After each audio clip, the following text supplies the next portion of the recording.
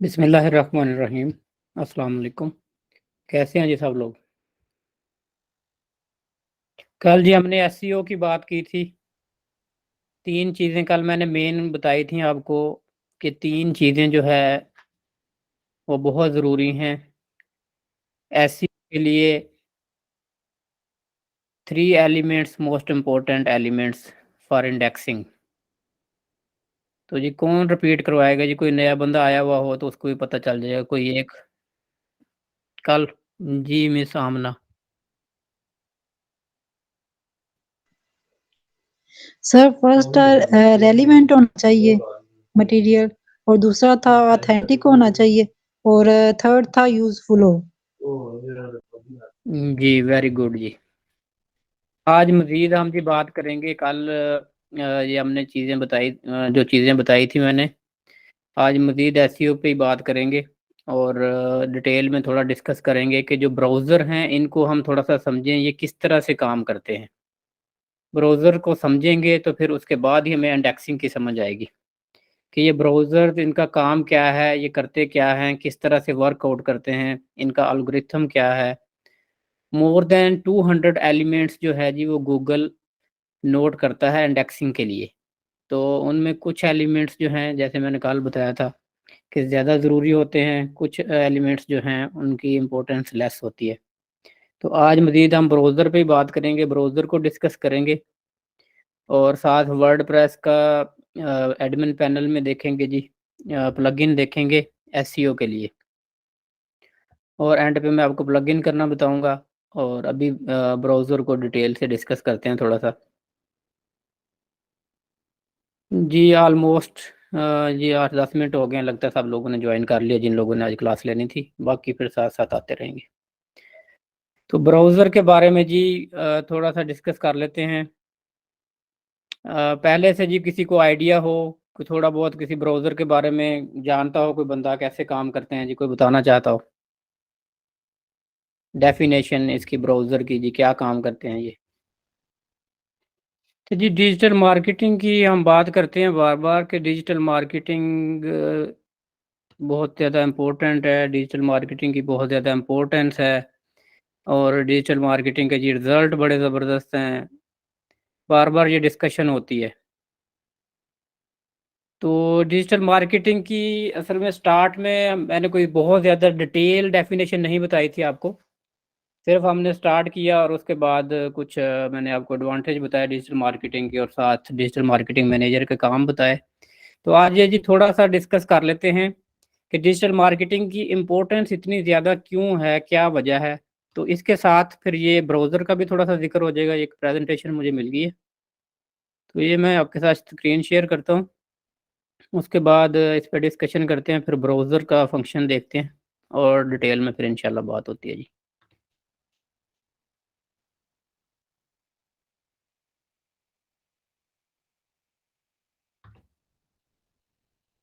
अच्छा जी, ये जो हमारा कोर्स है इसका आज 7वां लेक्चर है ऑफिशियली। लास्ट वीक 5 लेक्चर हुए थे और आज 7वां लेक्चर है। ईच वीक 5 लेक्चर होते हैं हमारे। तो इस वीक के एंड तक हमारे 10 लेक्चर हो जाएंगे। जैसे मैंने शुरू में बताया था कि ये हमारा जो है जी 6 to 8 वीक का कोर्स है। तो अगर हम 6 वीक लगाएं तो 6 वीक में हमारे 30 लेक्चर होंगे और अगर 8 वीक का हुआ तो 40 लेक्चर होंगे। तो इसमें चीज़ें मैं आपके साथ असल में डिस्कस करना चाह रहा हूँ डिटेल में कि जो लोग अभी बिल्कुल जिनको बेसिक पता है, समझना चाह रहे हैं चीज़ों को, उनके लिए हेल्प हो जाए कि वो लोग डिटेल में चीज़ें समझ लें। तो आप लोग जो लोग ऑलरेडी जिनको पता है चीज़ों का तो उनके लिए जी ये थोड़ा सा है कि they need to be patience कि नए लोग जो हैं वो भी साथ थोड़ा सा सीख लें। तो आपके लिए ये चीज़ें रिपीट हो जाएंगी। तो कई दफ़ा चीज़ें रिपीट करना भी बेटर होता है। पहले हमने पढ़ी हुई तो होती हैं लेकिन रिपीट करने के साथ हमारा नॉलेज और ज़्यादा बेटर हो जाता है। ठीक है जी, डिजिटल मार्केटिंग की बात करते हैं जी जी। सर। डिजिटल मार्केटिंग क्यों इतनी ज़्यादा इम्पोर्टेंट है और क्यों लोग कहते हैं जी बार बार डिजिटल मार्केटिंग करनी चाहिए। तो डिजिटल मार्केटिंग में जो सबसे इम्पोर्टेंट चीज़ है वो है डिजिटल मार्केटिंग के अंदर जो हमारे पास डाटा होता है। Data is the most important thing in the digital marketing, कि हम अपने डाटा की बेस के ऊपर इफेक्टिव वे में मार्केटिंग कर सकते हैं, कि हम अपना जो क्लाइंट है राइट वे में, जो हमारा एक्सपेक्टेड बायर होगा उसको टारगेट कर सकते हैं। एक्चुअली डिजिटल मार्केटिंग होती है टारगेटेड मार्केटिंग। वैसे जो हम ट्रेडिशनल मार्केटिंग करते हैं, तो ट्रेडिशनल मार्केटिंग में हमारे पास जो टारगेट होता है वो बिखरा हुआ होता है, कि हम स्पेसिफिक किसी एक बंदे को ट्रेडिशनल वे में टारगेट नहीं कर सकते। जैसे टीवी पे अगर ऐड देते हैं, तो टीवी आपको नहीं पता कौन देख रहा है कौन नहीं नहीं देख रहा। तो जहां जहां भी वो प्रोग्राम चलेगा, सब लोग आपके सामने बैठे होंगे, तो हर बंदे देख सकता है टीवी। इसी तरह अगर कोई बिल बोर्ड लगाते हैं, अखबार में इश्तिहार देते हैं, या कोई भी और आप ट्रेडिशनल वे यूज करते हैं, तो उसमें आप अपने ऑडियंस को स्पेसिफाई नहीं कर सकते। लोकेशन बेस पे कर सकते हैं जस्ट, कि अगर आपने एक सिटी में करना है या कंट्री में करना है, लेकिन इससे ज़्यादा नहीं। लेकिन डिजिटल मार्केटिंग में हमारे पास बहुत सारी ऑप्शंस होती हैं, कि हम अपना डाटा जो है उसको यूज़ करें, और रेलिवेंट बंदों को सिर्फ हमारी प्रमोशन से नज़र आए। तो ये डाटा कहाँ से आता है? जो डाटा हमारे पास आता है, वो हम मुख्तलिफ डिजिटल प्लेटफॉर्म से इकट्ठा करते हैं। डाटा जो है, जो हम सोशल मीडिया रोज़ाना यूज़ करते हैं, एक दूसरे के साथ इंटरेक्ट करते हैं, जो भी हम चैट करते हैं, मैसेज करते हैं, जो भी पोस्ट लगाते हैं, तो ये सारा जो डाटा है, ये सारा कलेक्ट करते हैं सोशल मीडिया वाले। तो ये डाटा जो है इन्होंने कलेक्ट करके, जिसमें हमारा एज, उसके बाद लोकेशन, हमारे इंटरेस्ट, हमारी hobbies, each and everything they are watching. अब तो नेक्स्ट लेवल पे हो गए हैं, और भी बहुत ज़्यादा आगे, मतलब इवन के माइक की एक्सेस हमने दी होती है, और हमारे इमोशन तक जो है हमारे मोबाइल इस वक्त देखते हैं, कि कौन सी चीज़ को देख के हमारे चेहरे के ऊपर खुशी के तासरात आए हैं, कौन सी चीज़ को देख के हम परेशान हुए हैं, इस लेवल तक डाटा कलेक्शन हो रही है। और माइक आपके फ़ोन के अंदर ऑन होते हैं, आप बैठे बातें कर रहे हैं, तो बहुत सारी एप्लीकेशन को हमने अथॉरिटी दी होती है कि वो हमारी बातें भी रिकॉर्ड कर रहे होते हैं। तो ये सारे डाटा के ऊपर बेस करके, तो ये हमें एग्जैक्टली वो राइट एड्स दिखाते हैं, जिनमें हमारा इंटरेस्ट हो, जहाँ हमारी ज़रूरत हो। अगर आपने एक्सपेरिमेंट करना है, तो आप कोई भी घर में बात करके देख लें, कि ये छोटे टीवी से बड़ा टीवी ना ले लें, और कुछ ही देर बाद आप देखेंगे आपको हर जगह पे टीवी की एड्स नज़र आना शुरू हो जाएंगी, क्योंकि आपके फ़ोन जो है हर वक्त वो आपको नोट कर रहे हैं। तो डाटा की बेस के ऊपर, डाटा कहाँ से जी? एक तो मैंने बताया, जो भी हम इंटरेक्ट करते हैं एक दूसरे के साथ, वहाँ से जी डाटा जनरेट होता है, सारा वो कलेक्शन करते हैं। स्टार्ट में जी जो भी हम, कल बात हुई थी हमारी वर्डप्रेस की वेबसाइट की बात हो रही थी, वर्डप्रेस स्टार्ट में बिल्कुल ऐसे होती है जैसे ये ब्लैंक कैनवस होता है। कैनवस के ऊपर हम फिर इमेज बनाते हैं, जो भी तस्वीर बनाते हैं। तो स्टार्ट में जब हम कोई भी website on the internet host करते हैं, तो that is a blank page, कि उसके ऊपर कुछ भी नहीं होता। तो ब्लैंक पेज कौन बनाता है जी? एक पब्लिशर, कि जिसकी वेबसाइट है, जो वेबसाइट का ऑनर है, दैट इज अ पब्लिशर, कि उसने उसके ऊपर जो भी डाटा रखना है, जो भी कंटेंट रखना है, पब्लिश करना है, तो पब्लिशर कैनवस, ब्लैंक कैनवस से जी स्टार्ट करता है। और उसके बाद क्या होता है जी? जो ब्लैंक कैनवस होता है उसको हम कहते हैं जी CMS system, CMS, content management system. तो जो वर्ड प्रेस है, दैट इज द CMS। तो CMS पे मैंने डिटेल में बात की थी कि कौन कौन से CMS हैं, और उन पे फिर हम CMS को किस तरह से यूज़ करते हैं। तो CMS का मेन मतलब है कि जो भी हम वहाँ पे कंटेंट रखते हैं, तस्वीरें, वीडियो, अपने प्रोडक्ट, जो कुछ भी वहाँ पे हमने अपना कंटेंट रखा हुआ है, उस कंटेंट को हम मैनेज कैसे करते हैं उस सिस्टम के साथ। तो हम वर्ड प्रेस की बात कर रहे हैं, कि वर्ड प्रेस पे हमने कंटेंट कैसे मैनेज करना है। तो वर्ड प्रेस पे मुख्तलिफ तरह के मैं आपको प्लगइन करके दिखाऊंगा, कि किस तरह से इन प्लगइन को हमने यूज़ करके अपने कंटेंट को बेटर वे में मैनेज करना है। तो ब्लैंक कैनवस से शुरू हुआ जी, उसके बाद उन्होंने एक कंटेंट मैनेजमेंट सिस्टम ले लिया। उसके बाद जी ये जो कंटेंट मैनेजमेंट सिस्टम है, इसको हम अटैच कर देते हैं एक एड सर्वर के साथ। जैसे गूगल है, Google is a ad server, हमने इसको एक एड सर्वर के साथ अटैच कर दिया। इसी तरह फेसबुक है, फेसबुक भी एक एड सर्वर है। तो हम मुख्तलिफ एप्लीकेशन, जैसे मैंने बात की है प्लगइन्स की, मुख्तलिफ प्लगइन्स के साथ हम अपना जो कंटेंट मैनेजमेंट सिस्टम है उसको अटैच कर देते हैं एक एडवर्टाइजर के साथ। वो किस लिए ऐड करते हैं? जैसे गूगल एडसन का भी हम वेबसाइट के साथ लगा लेते हैं, अटैच कर लेते हैं। तो वो आपने अक्सर देखा होगा, हर वेबसाइट हमें जब भी कोई यूज़ करने लगते हैं, एक मैसेज आता है, कि कुकीज़ का मैसेज आता है कि इसको इनेबल कर लें या ना करें। तो आप अक्सर उसको इनेबल कर देते हैं। तो कुकीज़ क्या करती हैं? जो कुकीज़ हैं, जो भी हम वेबसाइट के ऊपर जो कुछ भी हम सर्च करते हैं, सब कुछ वेबसाइट के जो पेज देखे, जितना टाइम हमने लगाया, तो उसका वो सारा रिकॉर्ड जो है वो रखते हैं, और वो रिकॉर्ड जो है वेबसाइट फिर एडवर्टाइज़र को देती है। फिर एडवर्टाइज़र कस्टमर जो सर्व कर रहा है वेबसाइट, उसके मुताबिक फिर रेलिवेंट एड्स लेके आती है, उसके इंटरेस्ट के मुताबिक। सीएमएस बनाया, उसको एड सर्वर के साथ अटैच कर दिया जी। उसके बाद जी जो एडवर्टाइज़र है, राइट वे में जब जो पब्लिशर एंड एड सर्वर दे इकट्ठे मिल के काम करते हैं। जो वेबसाइट है, वेबसाइट के कुकीज़ का रिकॉर्ड होता है, वो एडवर्टाइज़र को जाता है, और एडवर्टाइज़र फिर सर्वर से जो रेलिवेंट ऐड है वो वेबसाइट के ऊपर पब्लिश करते हैं। जो एडसेंस की ऐड होती हैं, वो कोई स्पेसिफिक फिक्स एड्स नहीं होती, वो हर बंदे के इंटरेस्ट के लिहाज से एड्स चेंज होती रहती हैं हर वेबसाइट। जैसे मैंने बात की, अगर आप टीवी की बात करेंगे, सारी एड्स टीवी की हो जाएंगी। इसी तरह जो भी आप रेलिवेंट कोई भी चीज़ अगर सर्च करते हैं गूगल में, कुछ देर बाद आप हर वेबसाइट पे देखेंगे उसी तरह की ऐड आपके इंटरेस्ट के मुताबिक लगी हुई होंगी। तो ये कैसे होता है, जब वेबसाइट एक जो है मैसेज समझ लें, अपना डाटा भेज दिया एडवर्टाइजर को, और फिर एडवर्टाइजर उसके मुताबिक आपकी वेबसाइट के ऊपर एड्स लगानी शुरू कर देता है। तो डिजिटल मार्केटिंग की देखें इस लिहाज से बहुत ज़्यादा इम्पोर्टेंस है कि ये राइट वे में टारगेट करते हैं कि इस बंदे को इस वक्त किस चीज़ की ज़रूरत है, जो ट्रेडिशनल मार्केटिंग में हम नहीं कर सकते।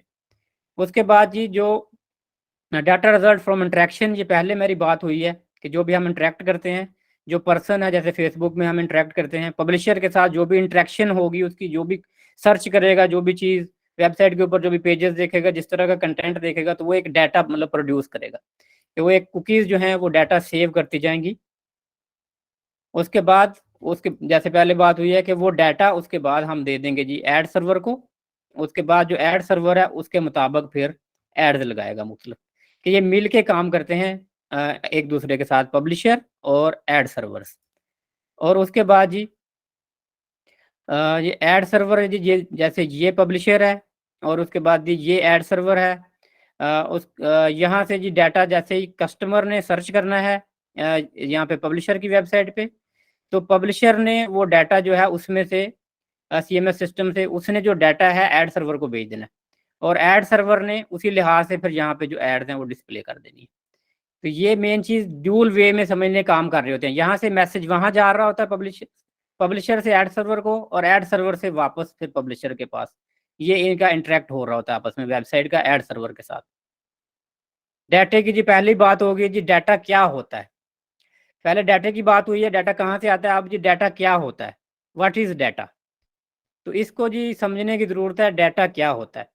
तो इंटरनेट के ऊपर जितना भी जो भी स्टोरेज होती है, जो भी चीज़ें समझ लें, इंटरेक्शन है हमारी आपस में, या कोई पिक्चर है, कोई वीडियो है, everything what ever, that is called data. Data जो है इंटरनेट की लैंग्वेज में अगर हम देखें तो इसको 0 1 की फॉर्म में स्टोर किया हुआ था कंप्यूटर में। होस्टिंग की बात हो रही थी, तो जहाँ पे वेबसाइट होस्ट हुई होती है वहाँ पे डाटा स्टोर होता है, और जहाँ पे एडवर्टाइजर हैं, एडवर्टाइजर के अपने सर्वर होते हैं, वहाँ पे डाटा स्टोर होता है। तो ये डाटा जो है जी कोडिंग होती है 0 1 की फॉर्म में। इसकी भी जी डिटेल में बात होगी इंशाल्लाह। जो हम पिक्चर लगाते हैं उनको फिर हमने किस तरह से, गूगल जो पिक्चर को रीड नहीं कर सकता, पिक्चर की हमने डिस्क्रिप्शन लिखनी होती है, फिर वो डिस्क्रिप्शन के मुताबिक वो पिक्चर को रीड करता है, कि 0 1 की फॉर्म में उसने रीड करना होता है। इसलिए इसकी भी हम बात करेंगे एसईओ में जाके, कि किस तरह से वर्डप्रेस में जब हमने पिक्चर्स लगानी होती हैं तो उनको हमने किस तरह से गूगल को बताना होता है कि ये तस्वीर किस चीज़ की है। ये देखें जी, एक वेब सर्वर लॉग्स हैं जी, इसमें क्या होता है, सर्वर रिकॉर्ड्स जो हैं, interaction between person and website. तो ये मुख्तलिफ तरह के जी ये दिए हुए हैं जी, क्या क्या चीज़ें यहाँ पे स्टोर होती हैं। तो IP address is the one of the important thing, कि जो भी यूज़र है, आपने आईपी एड्रेस का बड़ा नाम सुना होगा कि आईपी एड्रेस से ट्रैकिंग हो जाती है, ये हो जाता है सारा। तो मेन जो है वेबसाइट का एड्रेस होता है, उसके बाद आईपी एड्रेस होता है। ये सारी चीज़ें जो हैं जी, ये रिकॉर्ड रखा हो जाता है, और इसी की बेस के ऊपर आप इंटरनेट पे सारी जो ब्राउजिंग हो रही होती है आपकी। ये कंपोनेंट्स हैं जी, ये जो मुख्तलिफ दिए हुए हैं डाटे के लॉग के। ये आईपी एड्रेस है, ये वाला जो है जी ब्लू कलर में। उसके बाद ये एक यूनिक आइडेंटिफायर है जी, यूज़र आइडेंटिफायर। उसके बाद यूज़र नेम है इफ़ एप्लीकेबल। उसके बाद ये है जी डाटा एंड टाइम स्टैम्प। तो ये इंटरनेट की ज़बान में, इसमें हमें बहुत ज़्यादा डिटेल में जाने की ज़रूरत नहीं है, क्योंकि इसको मेन जो है जी जो डेवलपर्स हैं वो इसको, प्रोग्रामर डेवलपर, वो इसको बेटर वे में अंडरस्टैंड करते हैं। I don't have much idea about this, क्योंकि मैं भी डेवलपर नहीं हूँ, डिजिटल मार्केटर हूँ। तो इसकी बहुत ज़्यादा डिटेल में मैं खुद भी नहीं जाता। और ये वैसे ये सारी चीज़ें डिटेल में बताई हुई हैं कि ये HTTP है जी, ये सारी चीज़ें हैं, तो इसको हमें ज़्यादा डिटेल में जानने की ज़रूरत नहीं है।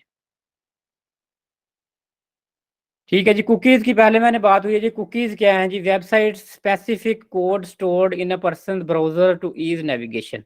कि आपकी नेविगेशन जो है जी उसको ईजी करने के लिए जो डाटा है कुकीज़ में स्टोर किया जाता है, और वही डाटे की बेस के ऊपर फिर आपको बाद में एड्स जी दिखाई जाती हैं। ब्राउज़र है जी, सर्वर है। अब ब्राउज़र रिक्वेस्ट, अब वेब पेज, वेब ब्राउज़र हम यूज़ करते हैं।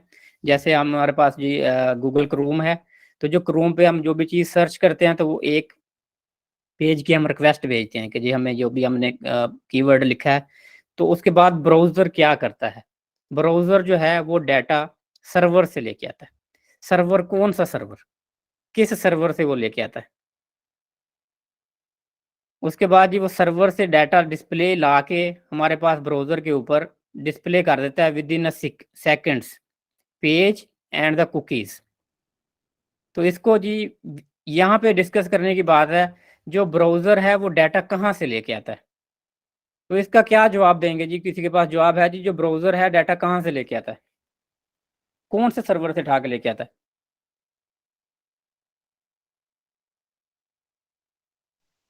कोई जवाब है जी सर किसी के इंटरनेट पास? जवाब है जी किसी के server. Pass?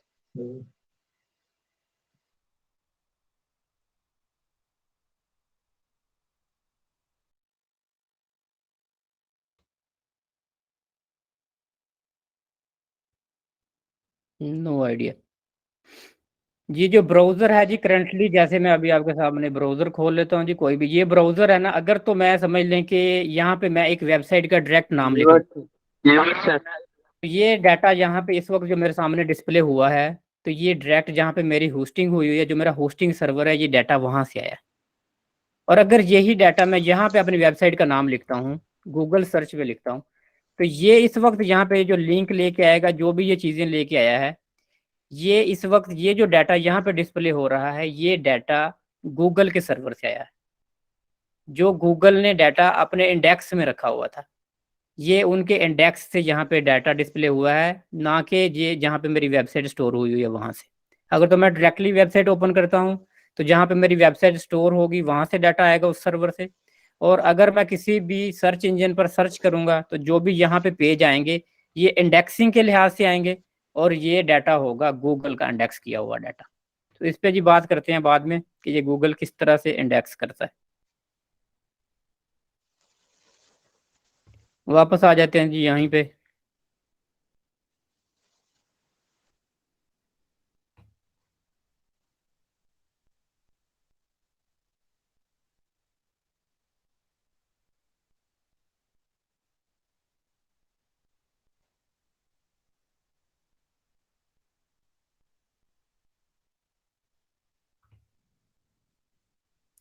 Cookies have limitations. जो कुकीज़ हैं जी, इनकी लिमिटेशंस हैं। ये ब्राउज़र्स में तो काम करती हैं, लेकिन मोबाइल फ़ोन्स में कुकीज़ काम नहीं करती। ब्राउज़र के अंदर तो ये डाटा स्टोर करती हैं, लेकिन मोबाइल फ़ोन के अंदर कुकीज़ ऑप्शन नहीं है।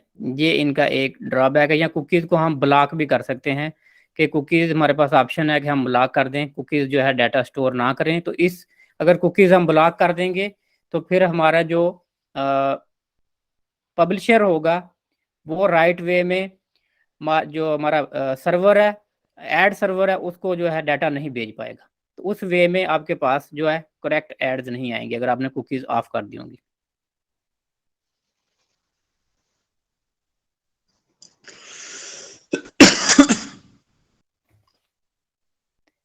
As digital interaction increase, so does the amount of data. कि जितनी ज़्यादा हमारी इंटरेक्शन बढ़ेंगी, उतना ज़्यादा डाटा कलेक्शन भी ज़्यादा होगी। कि सोशल मीडिया जिसके जितने ज़्यादा यूज़र हैं, उनके पास उतना ज़्यादा डाटा है, और उनकी एड्स उस वे में ज़्यादा अफेक्टिव वे में रन हो सकती हैं। जैसे फेसबुक है, इस वक्त दुनिया का सबसे बड़ा सोशल मीडिया प्लेटफॉर्म है, सबसे ज़्यादा क्लाइंट्स हैं। तो सबसे ज़्यादा डाटा अगर इस वक्त देखें तो फेसबुक के पास है, कि एवरी डे वो सारा डाटा हमारा कलेक्ट करते हैं। तो हमारे डाटा की बेस के ऊपर ही वो ताकतवर है। हमें जो फ्री सर्विसेज दी हुई हैं इन लोगों ने, ये हमारा डाटा कलेक्शन के लिए दी हुई हैं, ताकि राइट वे में हमें वो एड्स दे सके। फेसबुक जो है जी एक एड सर्वर है, समझ लें कि अपनी एडवर्टाइजमेंट के लिए एक मार्केटर है। अपनी मार्केटिंग के लिए उसने हमें प्लेटफॉर्म बना के दिया हुआ है कि यहाँ पे ऑडियंस आए और हम इनको अपनी एड्स दिखा के पैसे कमा सकें। मार्केटर्स के लिए जी डाटे की क्या वैल्यू है, तो ये सब जानते हैं मार्केटर्स के लिए डाटे की क्या वैल्यू है। रिसेंटली सब लोगों को पता है कि ट्विटर सेल हुआ है, तो वो किस लिए बाय किया गया है। मेन उसकी वजह जो है डाटा है। डाटा जो है इस वक्त समझ लें कि जिसके पास जितना ज़्यादा डाटा है वो उतना ज़्यादा पावरफुल है। तो इस वक्त जितनी बड़ी बड़ी यस कंपनीज हैं वो सर। सबको पता है किसकी हैं, किस कंट्री के पास हैं। यस सर, बिल्कुल बिल्कुल। Advertiser can deliver ads to people based on their interest and behaviour. ये तो पहली बात हो गई है जी, उनके इंटरेस्ट और बिहेवियर पे एडवर्टाइजमेंट देते हैं जी। Data enable the marketer to get message to people likely to be interested in them, कि जी ये हमें ड्राइव करते हैं। जो डाटा एडवर्टाइजर हैं ये हमें ड्राइव करके लेके जाते हैं।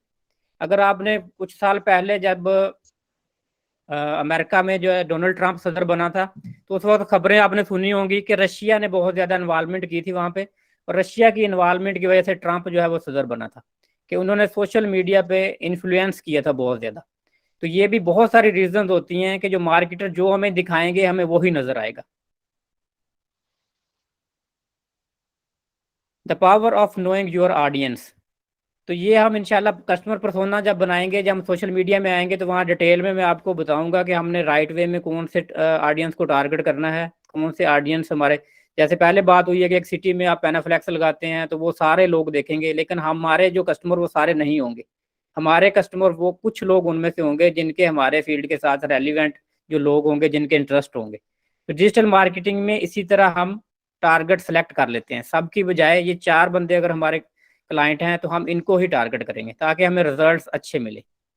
सेगमेंट्स बना लेते हैं हम मुख्तलिफ डाटा की बेस के ऊपर, कि सेगमेंट 1, सेगमेंट 2, सेगमेंट 3, और उसकी बेस पे फिर हम टारगेट करते हैं अपने क्लाइंट को।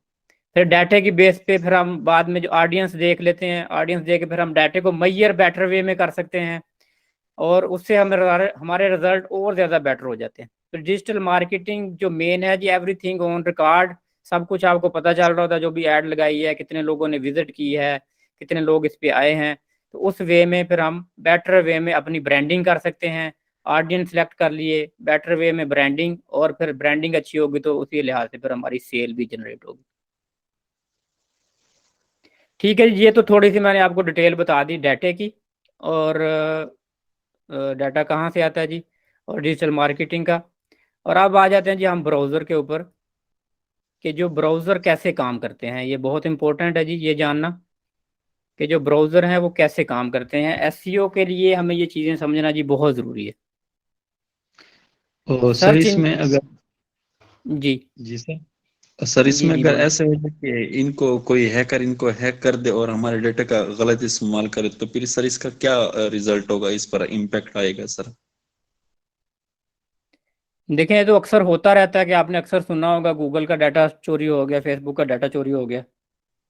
यस तो सर। ये तो अक्सर इश्यूज आते रहते हैं। तो फिर डाटा जब स्टील होता है तो फिर जारी बात है यूज़र को ही भुगतना पड़ता है।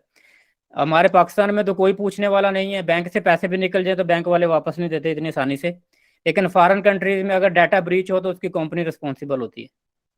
Exactly sir, exactly, company thank you को सर। हैवी फाइन्स होते हैं अगर डाटा ब्रीच हो। यहाँ पे प्रॉपर डाटा के लॉज बने हुए हैं। इवन के आप जो ई कॉमर्स की वेबसाइट है, जैसे मेरी वेबसाइट है, ई कॉमर्स की सर्विसेज की वेबसाइट है, तो एवरी ईयर मैं एक इनका यहाँ पे लॉ है उसकी फ़ीस पे करता हूँ। और उसके यस सर, बाद मैं कि मेरी रिस्पॉन्सिबिलिटी है कि जितने यूज़र हैं उनका सबका डाटा मैंने सेफ रखना है। Exactly sir, thank you sir, thank you. No problem. ठीक है जी, हम सर्च इंजन को अंडरस्टैंड करते हैं जी। सबसे पहले सर्च इंजन कैसे काम करते हैं जी। ये किस किस ने सुना हुआ है जी, क्रॉलिंग क्या होती है जी, बताएं जी। क्रॉलिंग कहते हैं रेंगना, रेंगना। घूमना फिरना। वो वाला क्रॉलिंग नहीं, मैं गूगल वाला पूछ रहा हूँ। गूगल की क्रॉलिंग आप कह लें कि सर्फिंग करना। सर्फिंग करना।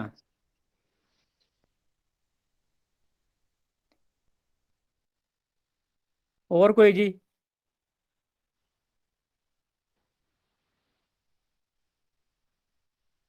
अच्छा जी, क्रॉलिंग की बात करते हैं जी। क्रॉलिंग क्या होती है जी? क्रॉलिंग होती है जी, गूगल जो है ना जी, गूगल गूगल बहुत ज़्यादा इंटेलिजेंट है। गूगल क्या करता है, जैसे ही हम कोई भी वेबसाइट बनाते हैं, उसके ऊपर हमने जो भी कंटेंट रखा, तो उस कंटेंट को अपने पास ये सारा रिकॉर्ड उसका रख लेता है, जिसको हम कहते हैं इंडेक्सिंग। मिसाल के तौर पे, अब यहाँ पे मैं सर्च करता हूँ डिजिटल मार्केटिंग, लाखों करोड़ों वेबसाइट हैं डिजिटल मार्केटिंग की, एक सेकंड से पहले ये सारा कुछ लेके आ गया। क्या इसने लाखों करोड़ों वेबसाइट अभी जाके छानबीन करके तो ये मेरे सामने पेज लेके आया? क्या पॉसिबल था एक सेकंड में लाखों करोड़ों वेबसाइट को ये देखता और एक सेकंड में मेरे सामने रिजल्ट लेके आ जाता? क्या कहते हैं जी आप? नहीं सर, ये डाटा जो है मतलब ऑलरेडी उनके पास इंडेक्स में पड़ा होता है, तो जी उससे फिर वो सर्च में आके फौरी जब कोई बंदा टाइप करता तो वो सामने आ जाती चीज। बिल्कुल जी। ये जी इस वक्त गूगल ने कोई वेबसाइट सर्च नहीं की, किसी वेबसाइट पे नहीं गया, ये गूगल के अपने सर्वर के ऊपर जो इनका इंडेक्स पड़ा हुआ था, उस इंडेक्स में इसने हमें ये पेज जो है हमारे सामने लेके आ गया गूगल। कि ये इंडेक्सिंग कैसे तैयार करते हैं जी? इंडेक्सिंग गूगल के पास है जी स्पाइडर, छोटे छोटे स्पाइडर हैं जी, गूगल स्पाइडर। ये क्या करते हैं जी गूगल के स्पाइडर जो हैं? इलेक्ट्रिक स्पाइडर, जिनको आप क्राउलर भी कहते हैं।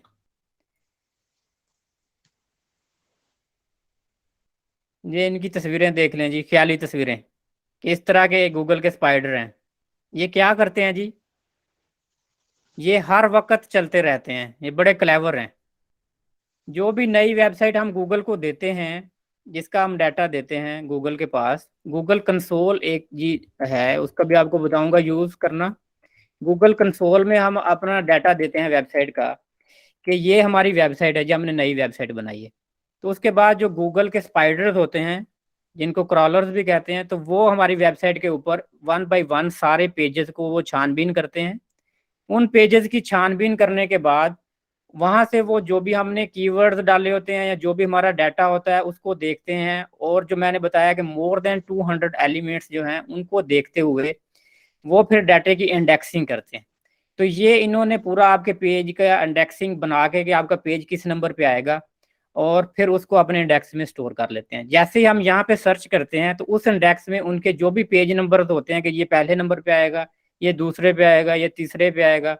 तो ये लोकेशन वाइज होता है, हर कंट्री की इंडेक्सिंग अलग होती है। डिजिटल मार्केटिंग पाकिस्तान में करेंगे तो और रिजल्ट आएंगे, इंग्लैंड में करेंगे और रिजल्ट आएंगे। तो हर कंट्री के बेस पे इन्होंने पूरा एक इंडेक्स जो है रेडी रखा हुआ होता है। ये इतने रिजल्ट है, देखें जी, इतने रिजल्ट एक सेकंड के अंदर पॉसिबल नहीं है, इतने रिजल्ट जाके इंस्टेंट देखें। तो ये एक चीज जी समझ लिया आपने कि गूगल जो है जी, क्रॉलिंग क्या है। कि गूगल के जो इलेक्ट्रॉनिक समझ ले स्पाइडर हैं या क्रॉलर्स हैं, वो हर वक्त जितनी भी नई वेबसाइट्स हैं वो मुसलसल एक पेज से दूसरे, उसके अंदर जो लिंक लगा हुआ है उससे फिर आगे, ये सारा हर वक्त वो काम करते रहते हैं कंटिन्यूसली। और इसी को वो देखते हुए क्रॉलिंग की बेस पे फिर वो इंडेक्सिंग करते हैं। तो कई दफ़ा जब हम वेबसाइट गूगल कंसोल को देते हैं, हमारे पास इश्यूज आते हैं, क्रॉलिंग इश्यूज आते हैं कि आपकी वेबसाइट क्रॉलिंग नहीं हो रही, आपकी वेबसाइट पेज इंडेक्सिंग नहीं हो रही, हमें साइट मैप देना पड़ता है गूगल को। तो ये सारी चीज़ें, ये आपको इंशाल्लाह ये भी डिटेल में डिस्कस होंगी कि किस तरह से हमने गूगल कंसोल में वेबसाइट ऐड करनी होती है, किस तरह से क्रॉलिंग देखनी है, किस तरह से हमने देखना है कि जी हमारे पेज जो हैं इंडेक्स हो रहे हैं। क्रॉलिंग की समझ आ गई जी? किसी को नहीं आई तो पूछ सकते हैं जी। आगे चलें जी। अच्छा सर, इसका जो सर ये क्रॉलिंग का एक एसईओ के साथ लिंक बनता है या नहीं बनता सर? बिल्कुल बनता है जी, एसईओ का इसी के साथ तो लिंक है। मैंने बताया कि जैसे हम पेज गूगल कंसोल में डालते हैं, तो अगर क्रॉलिंग रेगुलरली जो भी हम डाटा डालते हैं, अगर क्रॉलिंग हो रही होगी, हमारा सारा डाटा जो है वो क्रॉल होगा, तो उसके बाद ही इंडेक्स होगा ना। Yes sir.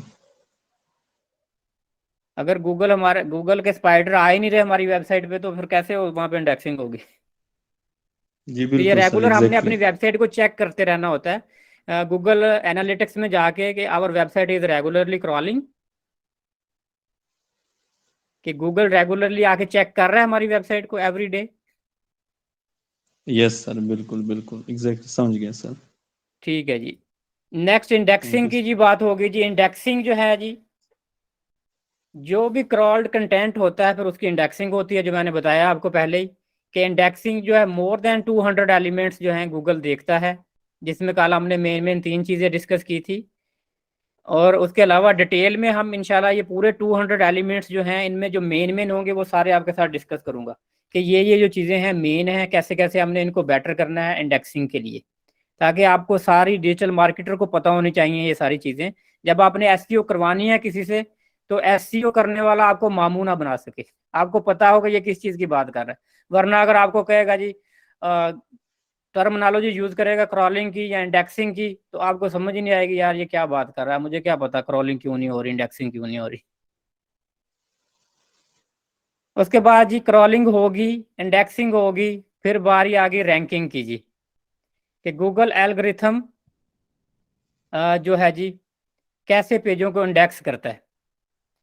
इंडेक्स जो पहले हमने बात की थी कि पहले नंबर पे, दूसरे तीसरे नंबर पे, वो है जी रैंकिंग, के जो मतलब कि रैंक पे पहले नंबर पे आपकी वेबसाइट आ रही है, दूसरे पे या तीसरे पे, तो उसमें भी जी बहुत सारी चीज़ें गूगल ये देखता है सारी, तो उनको देखते हुए फिर हमारी रैंकिंग जो है जी वो अप होती है। तो इस पे जी इंशाल्लाह हमारी होगी डिटेल में बात कि रैंकिंग हमने किस तरह से अपनी वेबसाइट की बेटर करनी है। उसके बाद जी सर्च इंजन रिजल्ट पेज, कि जब हम कोई भी चीज़ सर्च करते हैं तो सर्च इंजन का जो रिजल्ट पेज आता है, इसके लेआउट के ऊपर आज हम बात करेंगे डिटेल में, कि जो लेआउट है हमारे सामने जो आता है उसमें क्या क्या चीज़ें हैं जी। इसको सर्प भी कहते हैं। तो लेआउट की बात करते हैं। सबसे पहले जी मैं खोल लेता हूँ गूगल, तो वहाँ पे कोई भी रिजल्ट यहाँ पे डिजिटल मार्केटिंग ही मैंने लिखा था जी, डिजिटल मार्केटिंग लिखा हुआ है, तो ये हमारे सामने जी एक रिजल्ट आ गया जी हमारे सामने सारा, कि ये क्या है जी, ये एक लेआउट है गूगल का। जो हम सर्च करते हैं तो हमारे सामने चीज़ें आ जाती हैं सारी।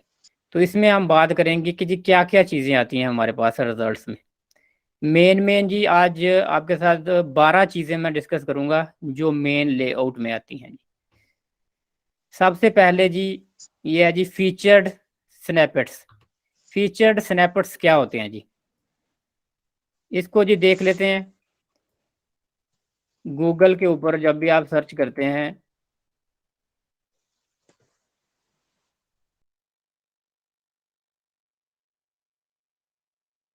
जब भी कोई भी चीज़ आप सर्च करते हैं गूगल पे, तो एक जो है सबसे टॉप पे एक हमें शॉर्ट किस्म का एक क्वेश्चन जैसे है, ये एग्जांपल जैसे क्वेश्चन लिखा होता है उसके आंसर समझने कुछ आ जाते हैं, जैसे ये है कि टॉप एक डेफिनेशन समझने छोटी सी आ जाती है, तो उसको हम कहते हैं जी फीचर्ड स्नैपेट्स।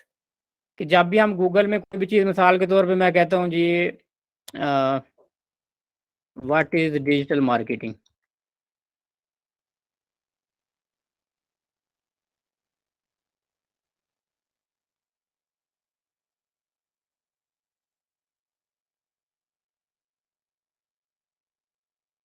जी मैं लोकेशन चेंज करता हूँ। पाकिस्तान के लिए ये इतने अच्छे रिजल्ट नहीं देते, मुझे 1 मिनट लोकेशन चेंज करने दें। पाकिस्तान को इन्होंने रखा हुआ है 3rd वर्ड में, तो मैं यूके कर लूँ 1 मिनट जी। देखें गूगल भी हमारे साथ 2 नंबरी करता है, रिजल्ट भी वैसे नहीं लेके आता। जी ये एक टॉप पे सबसे पहले लेके आ जाता है जी। जैसे डिजिटल मार्केटिंग, मैं कर देता हूँ व्हाट इज डिजिटल मार्केटिंग के बजाय डिजिटल मार्केटिंग कर देता हूँ जी। हम्म, ये इस तरह एक टॉप पे लेके आ जाता है जी एक छोटी सी डेफिनेशन उस चीज़ की, तो जिसकी अवेलेबल होगी उसको ये लेके आएगा जी यहाँ पे सबसे पहले नंबर पे। दूसरे नंबर पे जी ये शॉपिंग रिजल्ट्स जी लेके आ जाता है। शॉपिंग रिजल्ट मिसाल के तौर पे यहाँ पे मैं सर्च करता हूँ जी मोबाइल्स,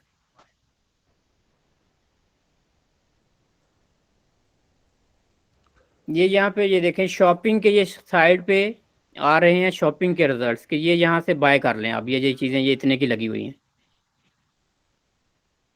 तो ये गूगल पे पाकिस्तान में अभी ऑप्शन नहीं है, आई थिंक शॉपिंग की पाकिस्तान में मे बी ना आए। ये सर्च करते हैं आप तो ये जी शॉपिंग के रिजल्ट्स भी गूगल लेके आ जाता है। उसके बाद ये तीसरे नंबर पे शॉपिंग रिजल्ट साइट लिंक। अगर आप कोई साइट सर्च कर रहे हैं तो फिर ये साइट लिंक लेके आ जाएगा। जैसे मैं manos.co.uk सर्च करता हूँ, तो अगर आप किसी साइट का लिंक सर्च करेंगे तो फिर ये साइट लिंक लेके आ जाएगा। ये देखिए सारे मुख्तलिफ साइट लिंक ही ये लेके आ रहा है कि अगर आप एक साइट जब आप इसने मतलब मोस्ट रेलिवेंट जो वेबसाइट है वही लेके आया और कोई रिजल्ट नहीं लेके आया। ठीक है जी। उसके बाद जी साइट लिंक। उसके बाद हम सर्च करते हैं जी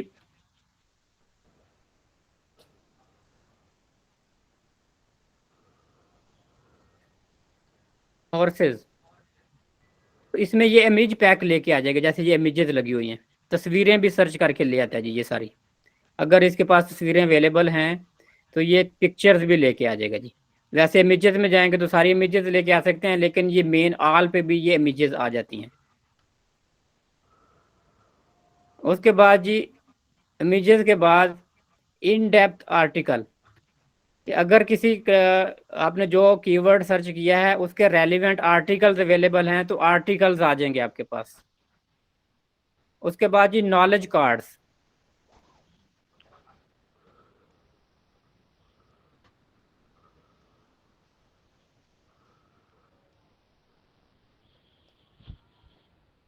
ये देखें जी गूगल नॉलेज के जी ग्राफिक्स देख लेते हैं। यहाँ पे आएगा नहीं इसलिए जी यहाँ ही से देख लेते हैं जी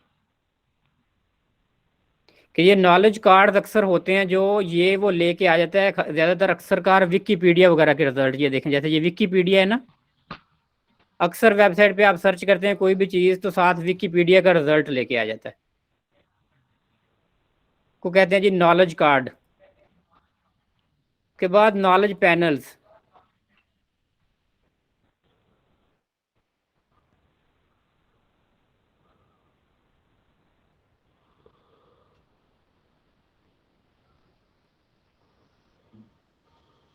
नॉलेज पैनल्स देखें जी पहले थोड़ी देर पहले हम सर्च कर रहे थे डिजिटल मार्केटिंग तो उसमें आ रहा था जी, वो कर लेते हैं।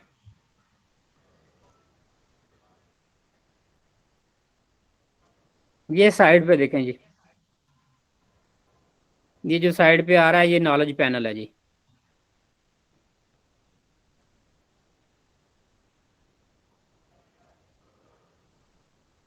Local PACS.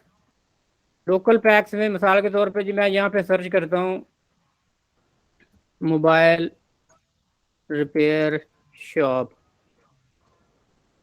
ये लोकल पैक ये मुझे एड्रेस और मैप लेके आ जाएगा मेरे पास कि अगर आप कोई इस तरह की चीज़ सर्च कर रहे हैं, कोई शॉप वगैरह, कोई इस तरह का काम, कोई इलेक्ट्रिशियन, कोई ये वो, तो ये जहाँ पे आप होंगे लोकेशन जो होगी आपकी तो वहाँ पे आपके इर्द गिर्द जो लोकल शॉप्स वगैरह होंगी उनका भी सारा ये रिजल्ट्स लेके आ जाएगा। ठीक है जी।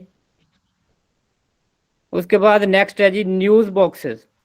अगर कोई न्यूज़ होगी तो उसको न्यूज़ भी लेके आ जाएगा जी गूगल न्यूज़।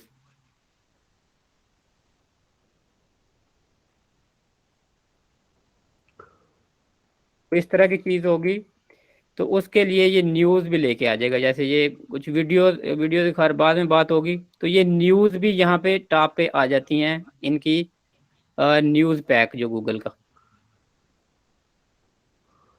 अक्सर आपने देखा होगा अभी यहाँ पे नहीं आ रही तो न्यूज़ के बॉक्सेस होते हैं उनमें न्यूज़ लिखी हुई आती हैं जी। उसके बाद जी रिलेटेड क्वेश्चंस। ये पहले जी थोड़ी देर पहले आए थे, अभी देखते हैं जी रिलेटेड क्वेश्चन कि कई दफ़ा ये जो भी आप टॉपिक सर्च कर रहे होते हैं उसके रिलेटेड क्वेश्चंस भी लेके आ जाता है।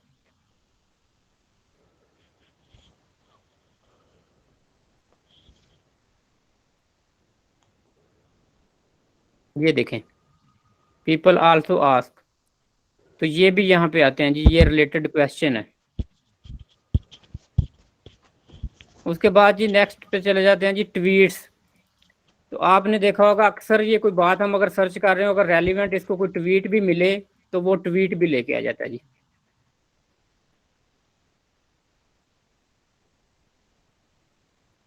ये देखें जी, मुख्तलिफ तरह के ट्वीट्स भी ये देखें सर्च में ये लेके आ जाएगा, ट्वीट्स की इमेजेस आ गई सारे, और लास्ट पे वीडियोस भी लेके आ जाएगा। अब मिसाल के तौर पे मैं यहाँ पे सर्च करता हूँ,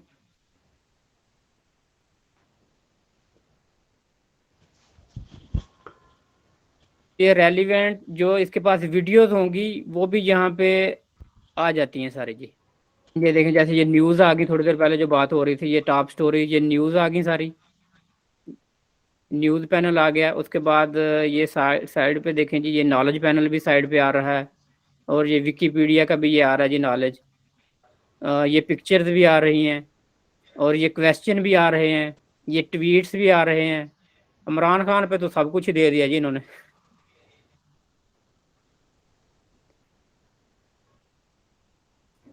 और अभी जी मैं डिजिटल मार्केटिंग दोबारा सर्च करता हूँ जी, और उसके बाद जी ये अब जब हम कोई भी चीज़ टर्म सर्च करते हैं तो टॉप पे 4 एड्स होती हैं नॉर्मली गूगल की, 1 2 3 और 4। ये जिनके साथ ऐड लिखा हुआ है ये पहले एड्स आती हैं, उसके बाद फिर ऑर्गेनिक जो रिजल्ट्स हैं, ये देखिए यहाँ से रिजल्ट शुरू हुए, ये पहला रिजल्ट है। उसके बाद जो क्वेश्चन की बात हम कर रहे थे, ये रेलिवेंट क्वेश्चन आ गए। उसके बाद ये दूसरा रिजल्ट है, ये देखिए फिर आगे हमने बात की थी ये न्यूज़ की, ये न्यूज़ आ गई आगे। फिर उसके बाद ये रिजल्ट्स हैं जी मुख्तलिफ, और फिर ये नीचे जो रेलिवेंट जो मुख्तलिफ कीवर्ड्स हैं उनकी डिटेल आ गई, और इसके बारे में ये साइड पे ये जो जी हमारे पास कंटेंट आ गया जी, नॉलेज पैक आ गया जी हमारे साइड पे। तो ये इसको हमने देख लिया सारा जी डिटेल में कि क्या क्या चीज़ें हम सर्च करने पे आती हैं हमारी। तो ये सारी चीज़ों को हमने देखते हुए इसके लिहाज से हमने एसईओ करनी होती है, कि अगर हमने लोकल एसईओ करनी होती है मैप्स के लिहाज से, local SEO is much more easier, कि लोकल एसईओ आप आसानी से बड़ा इजीली आप आ जाते हैं यहाँ पे। जैसे आप कोई भी सिटी है वहाँ की डिजिटल मार्केटिंग एजेंसीज सर्च करेंगे, मार्केटिंग एजेंसीज, तो आपको यहाँ पे लोकली जो है बहुत सारी एजेंसीज आपको मैप पे मिल जाएगा। अगर आप लंदन है जिस भी एरिया का कर रहे हैं जी, लंदन कर लें जी, ये देखें मैप के ऊपर, और ये काफ़ी सारी ये एजेंसीज के एड्रेस आ गए कि लोकल बेस पे आपकी एसईओ इजी होती है कि आप गूगल मैप्स पे अपने बिजनेस को फ्री ऑफ कॉस्ट ऐड कर सकते हैं, और ये लोकल इंडेक्सिंग जो है इज़ मच मोर ईजियर।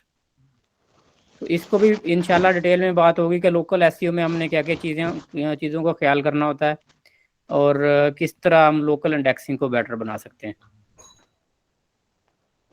ठीक है जी, ये आज मेन चीज़ें थी जी जो ब्राउज़र के बारे में आपको बतानी थी जी, ये ब्राउज़र के अंदर क्या क्या चीज़ें होती हैं। उसके बाद जी नेक्स्ट पे जो बात हो रही थी हमारी इंडेक्सिंग की बात हमने की थी कि इंडेक्सिंग के बाद रैंकिंग, रैंकिंग जो हमारी पेज रैंकिंग है उसके अंदर एचटीटीपीज क्या होता है जी, इसकी थोड़ी सी बात कर लेते हैं। जैसे ये वेबसाइट है, तो ये जी ये जो सर्टिफिकेट है ना जी, ये वाला जो साइड पे है, ये जहाँ पे लॉक बना हुआ है, this is a secured website. तो ये गूगल नोट करता है, जो मैंने बताया कि 200 एलिमेंट्स, तो सबसे ज़्यादा ये एक इम्पोर्टेंट एलिमेंट है कि आपकी साइट का जो है एसएसएल सर्टिफिकेट होना चाहिए। अगर आपकी साइट का एसएसएल सर्टिफिकेट नहीं है तो उसको गूगल जो है रैंकिंग नहीं देगा, अफेक्ट करेगी आपको जी। उसके बाद साइट स्पीड आपकी, कल भी ये बात हुई थी कि आपके इंटरनेट की स्पीड कितनी है, आपकी साइट ओपन होने में कितना टाइम लेती है। अगर आपकी वेबसाइट बहुत ज़्यादा स्लो होगी तो एक सर्वे के मुताबिक आजकल क्लाइंट जो है वो एक्सपेक्ट करते हैं कि विद इन 2 to 3 सेकंड जो है आपकी वेबसाइट का पेज ओपन हो जाए। तो जितनी ज़्यादा देर लगाएगा तो ईच सेकंड में 20% क्लाइंट समझ लें आपकी साइट छोड़ के जाते हैं। तो आपने अपनी होस्टिंग बेटर करनी होती है रैंकिंग के लिए कि आपकी वेबसाइट की स्पीड बेस्ट होनी चाहिए। उसके बाद साइट मैप, साइट मैप क्या होता है जी, पहले मैंने बात की थी कि हम साइट सबमिट करवाते हैं गूगल को, और उसके बाद हम एक इंडेक्सिंग बना के गूगल को दे देते हैं कि हमारी साइट के क्या क्या पेजेस हैं, किस तरह साइट मैप सबमिट करवाते हैं गूगल एनालिटिक्स में। और वहाँ पे फिर जो गूगल को ईजी हो जाता है क्रॉल करना वेबसाइट आपकी, कि उससे आपकी इंडेक्सिंग जो है जी बेटर वे में होगी और फिर आपकी रैंकिंग भी ईजी हो जाएगी। तो ये 3 चीज़ें जी आज मैंने छोटी छोटी आपको जी इसमें ऐड कर दी रैंकिंग के लिए, कि दीज आर आल्सो, कल 3 चीज़ें ऐड की थी और उसके बाद ये 3 चीज़ें जी मोस्ट इम्पोर्टेंट, कि आपका HTTP सर्टिफिकेट होना चाहिए, SSL सर्टिफिकेट वेबसाइट का, speed one of the best होनी चाहिए, उसके बाद साइट मैप आपने जो है जी प्रॉपर वे में ऐड किया हुआ, कि आपकी साइट के पेजेस जो हैं प्रॉपरली क्रॉल हो रहे हैं, इंडेक्स हो रहे हैं, तो उसके बाद फिर आपकी रैंकिंग होगी। अगर आपकी साइट क्रॉलिंग ही नहीं हो रही और उसके बाद इंडेक्सिंग ही नहीं हो रही, तो फिर उसके बाद थर्ड नंबर पे जो रैंकिंग कैसे होगी। कोई क्वेश्चन है किसी का जी, पूछ लें, फिर एंड करते हैं जी आज का सेशन। सर साइट स्पीड कैसे बढ़ा सकते हैं? साइट स्पीड जी बहुत सारी चीज़ें हैं। एक तो आपकी साइट आपने बनाई हुई किस प्लेटफॉर्म पे है, और उसके बाद उसके अंदर आपने प्लगइन कौन कौन से यूज़ किए हैं और कहाँ पे इशू आ रहा है, और उसके बाद आपकी होस्टिंग कितनी अच्छी है। बहुत सारे एलिमेंट्स हैं, मतलब टूल्स हैं जिनको हम देखते हुए जी अपनी साइट की स्पीड इंक्रीज कर सकते हैं। तो सर ये कैसे पता चलेगा कि साइट पर इंडेक्सिंग और क्रॉलिंग हो रही है कि नहीं हो रही? ये हम गूगल एनालिटिक्स से चेक करेंगे जी। गूगल एनालिटिक्स से मैं आपको चेक करना बताऊंगा कि किस तरह से चेक करते हैं। जी साइट मैप का किसी ने पूछा जी, साइट मैप क्या होता है जी मैं आपको बता देता हूँ साइट मैप क्या होता है जी। साइट मैप पहले मैंने बात की है, एक तरह से समझ लें कि आपका जो साइट के पेज हैं उनका सारा रिकॉर्ड आप गूगल को दे देते हैं कि मेरे पेज इस तरह के बने हुए हैं, और आप पूरा जो एक रिकॉर्ड समझ लें गूगल को दे देते हैं, उसके लिए इजी हो जाता है। जैसे मिसाल के तौर पे ये है जी कि ये मेरा होम पेज है, फिर उसके बाद ये मेरे आगे पेज हैं, इस पेज के अंदर आगे फिर ये पेज हैं, इसके अंदर ये हैं, ये हैं। जैसे मैं अपनी वेबसाइट खोल लेता हूँ तो आप उसको बताएंगे कि जो हमारे पेजेस किस किस के साथ, जैसे मिसाल के तौर पर ये मेरा जी एक पेज है, इसके बाद ये पेज है, इसके साथ आगे ये मुख्तलिफ हैं, ये इंडिविजुअली हैं सारे। तो इस तरह का हम एक उनको साइट मैप जो है एक समझ लें फाइल रेडी करके गूगल को सबमिट कर देते हैं। होम पेज है जी, आगे ये हैं, फिर उसके बाद इस तरह है। एक तरह की इंडेक्स समझ लें, जैसे इंडेक्सिंग होती है किसी डायग्राम एक उनको हम बना के समझ लें दे देते हैं गूगल को। तो उसके लिए उनके लिए फिर वेब पेज जो है क्रॉल करने इजी हो जाते हैं। अगर क्रॉलिंग इजी होगी तो उसके बाद इंडेक्सिंग उनके लिए इजी हो जाएगी, आपका कंटेंट सारा। और इंडेक्सिंग जब अच्छी होगी तो इंशाल्लाह फिर आपकी रैंकिंग के चांसेस भी बेटर होंगे। ठीक है जी। सर ये SSL सर्टिफिकेट शायद आपने पहले भी बताया था, क्या होता है ये याद नहीं आ जी SSL सर्टिफिकेट हमें होस्टिंग कंपनी से मिलता है। एक ये सिक्योरिटी सर्टिफिकेट है। इससे क्या होता है जी, अगर SSL सर्टिफिकेट हमने ना किया हो तो हम जो भी वेबसाइट के ऊपर जो भी काम कर रहे हैं, तो जो भी हमारा डाटा सर्वर तक जाता है, सर्वर से फिर हमारे तक आता है यूज़र तक, तो वो अनसिक्योर डाटा होता है, दरमियान में कोई भी थर्ड पार्टी उस डाटे को देख सकती है। तो जब हमने SSL सर्टिफिकेट किया होगा तो हमारा वेबसाइट इनकरप्ट हो जाता है, कोडिंग इनकरप्ट हो जाती है, कि हमारी कम्युनिकेशन जो है वो इनकरप्ट मतलब कि एक खास कोडिंग के जरिए हो जाती है, कि फिर वो डाटा थर्ड पार्टी कोई भी उस डाटे को देख नहीं सकती। तो ये एक तरह का इन डाटा इनकरप्शन के लिए एक तरह का एक समझ लें सिक्योरिटी सर्टिफिकेट है। ओके सर रैंकिंग क्या होता है? रैंकिंग होता है जी जैसे कोई भी रेस होती है तो जो पहले नंबर पे आता है वो पहला उसका रैंक, दूसरे पे आता है उसका दूसरा, और जो तीसरे पे आता है उसका तीसरा रैंक। रैंकिंग होता है गूगल के ऊपर जो पेज के नंबर के, आपके कंटेंट के बेस पे, आपके कीवर्ड की बेस पे आपकी वेबसाइट कौन से नंबर पे आएगी। आपकी वेबसाइट 100वें नंबर पे आएगी, 200वें नंबर पे आएगी, कि 1000वें नंबर पे आएगी, जिसको हमने पहले नंबर पे लेके आना है। ठीक है जी, पहले रैंक पे आना होता है हमने गूगल पे। हमारा मोटिव thank होता you. है कि जो पहला पेज है उस पे आए, पहले पे ना आए तो चलो दूसरे तीसरे पे तो आए। जितना आप नीचे जाते जाएंगे उतना आपको कोई भी नहीं देखेगा। मोस्टली पीपल पहला पेज ही देखते हैं, और पहले पेज में भी पहले और दूसरे नंबर वालों को क्लिक करते हैं। जितना नीचे जाते जाएंगे उतना आपके चांसेस मिनिमम होते जाएंगे कि आपको कोई क्लिक करे और आपकी वेबसाइट पे ट्रैफिक आए। तो हमने ऐसे कीवर्ड्स लेने होते हैं कि जो टॉप पे रैंक हों, तो उनके ऊपर हमने फिर स्ट्रगल करनी है। एसईओ का मेन मकसद ही रैंकिंग है।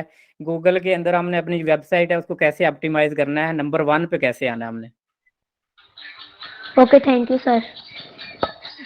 ठीक है जी, इंशाल्लाह जी फिर होती है बात कल। अपना ख्याल रखें सब लोग जी। ओके, अल्लाह हाफिज़।